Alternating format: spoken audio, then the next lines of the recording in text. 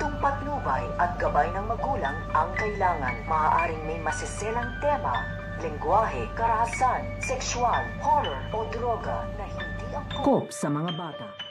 Magtatagumpay ang pinaplano nito nga ni Para na makuha nga dito ito nga si Darius at gagawin na nga nito nga ni Para na bihag-bihag nga dito ito nga si Darius dahil ito na nga lang ang gusto nga mangyari nito nga ni Para na magkasama nga daw sila nito nga daw ni Darius at hindi nga makapagsalita dito ito nga si Darius dahil tinapalan na nga dito ito nga kanyang bibig. Kaya nga ito nga si Darius ay nagpupumiglas nga ito at pilit niya na ditong tinatanggal ang pagkakatali nga sa kanya nito nga ni Para upang makatakas na nga ito. Pero binabantaan na nga rin siya nito nga ni Para na wag na nga rin ditong ubusin ito nga daw kanyang lakas dahil hindi na nga daw siya makakatakas dahil magsasama na nga daw sila sa hirap at ginawa. Kaya nga ito nga si Para ay nawawala na nga ito sa kanyang sarili at hindi na nga ditong makakalimutan ang pagkawala ng kanyang anak dahil palagi pa rin binabanggit nito nga ni Para dito nga kay Darius